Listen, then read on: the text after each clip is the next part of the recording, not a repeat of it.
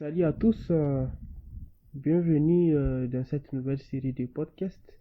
Aujourd'hui, nous allions présenter le premier épisode de ce présent podcast qui, évidemment, parlera de mon premier ouvrage intitulé Au rythme d'une vie plurielle.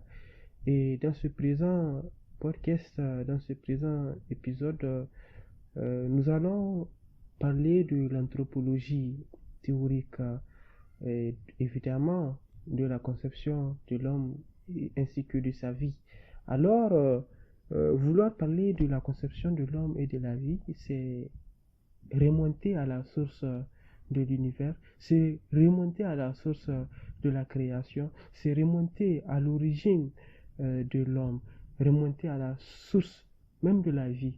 Alors, il était question pour moi ici dans ce premier chapitre d'amener les lecteurs afin de comprendre des divergences d'opinion par rapport à cette conception de l'homme ainsi que de sa vie et par rapport à plusieurs référentiels. On va s'apercevoir qu'il y aura plusieurs croyances, des croyances religieuses, des théories scientifiques, etc., etc. Donc, loin d'être une unanimité, cette question elle est sujet à plusieurs débats. Alors, il était question pour moi de mettre en évidence la multitude, la panoplie d'idéologies autour de cette notion-là.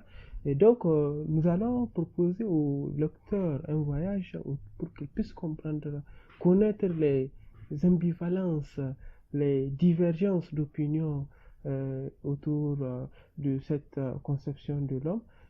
Et évidemment, nous allons à présent commencer avec des théories scientifiques. Quand on parle de conception de l'homme et de la vie, les scientifiques généralement vont voir l'univers a été créé à travers un Big Bang, là, qui est une théorie évolutive humaine qui s'est faite au cours des millénaires. C'est des questions qui sont très intéressantes et très bien définies. Il y en a également des scientifiques, des chercheurs qui ont estimé que l'homme découle du singe, tout simplement parce que l'homme elle est plus familier, le singe a plus d'attributs qui sont proches de celui de l'homme. Donc, vous voyez ici, cette notion elle est importante et question de vous proposer cela. Il y a également quelque part cette notion de conception de l'homme et de la vie par les mystiques. Parce que les religieux trouvent que la conception de l'homme, elle émane de Dieu, elle émane d'un être supérieur qui est à l'origine de tous, qui est à l'origine de tout. Et cette conception également, nous l'avions mis en évidence autour de ce premier chapitre. Mais loin de vouloir juste faire une narration par rapport aux divergences autour de cette thématique, autour de l'anthropologie théorique, autour de la conception de l'homme, autour de la conception de la vie, il y a une notion qui est intéressante à ce niveau et elle est intéressante parce que ça parlera cette fois-ci de la conception que l'homme se fait de lui-même. Parce que si nous avions traité de façon générique, de façon généraliste, la conception de l'homme dans un esprit purement idéologique, alors il est question de mettre en évidence la conception que l'homme se fait de lui-même. Parce que si il y a conception de l'homme, c'est parce que il y a quelque part un miroir qui est là devant lui et qui peut refléter l'intérêt qu'il porte à lui-même et l'intérêt qu'il peut porter à l'égard de certaines attributions naturelles.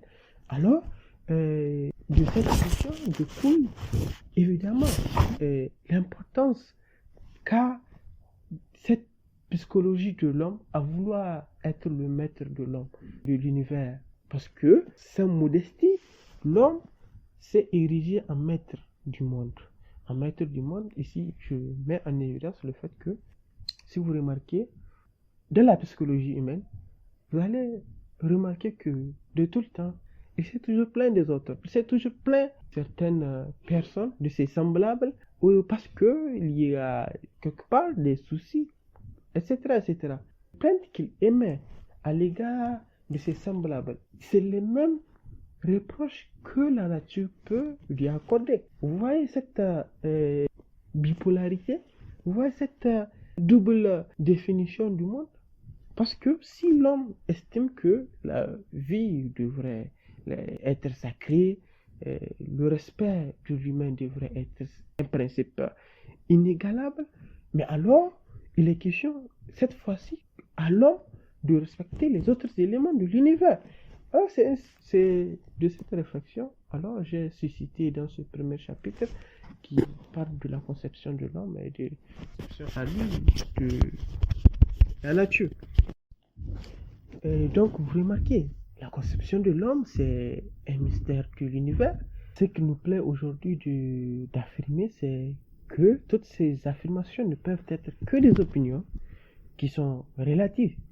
Nul ne saura réellement définir ce que c'est l'existence de Dieu avec un certain nombre de précisions. Et la science ne saura avec raisonnabilité et des preuves formelles démontrer que la vie humaine. Et c'est de cela il s'agit. Il existe pourtant une nuance entre ces théories, nous allons la mettre en évidence, c'est que, donc nous l'avions dit, la vie est pour beaucoup de scientifiques ce processus sélectif et naturel qui permet d'obtenir des cellules filles à partir d'une cellule mère.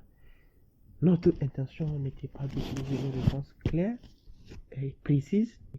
Il est question juste de mettre en évidence ces éléments pour que le monde puisse comprendre les enjeux les enjeux de l'existence humaine.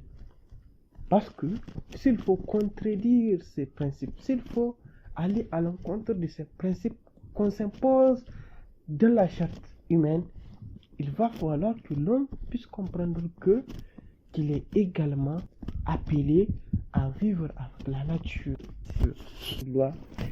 Il risquerait de détruire tous les éléments qui lui permettent de vivre.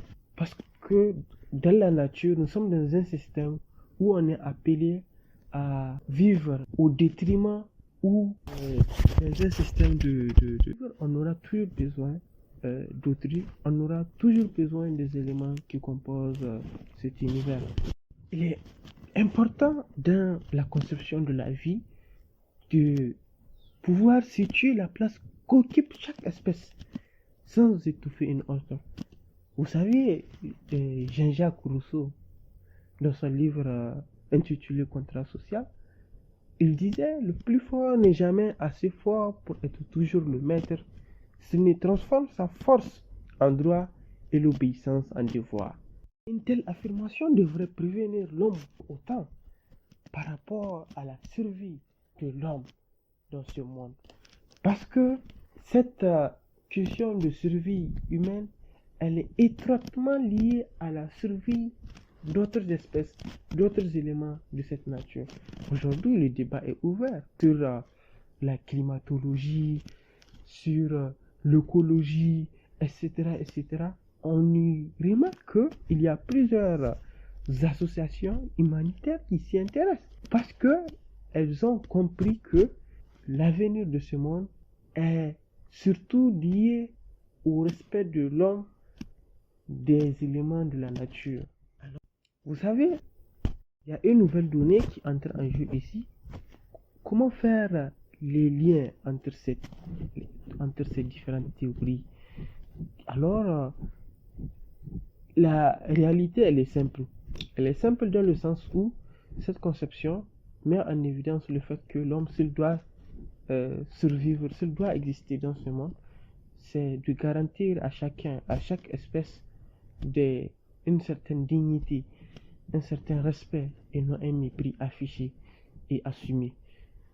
De ces conceptions, vous comprendrez avec moi que de conception de l'origine passe par la définition de l'existence.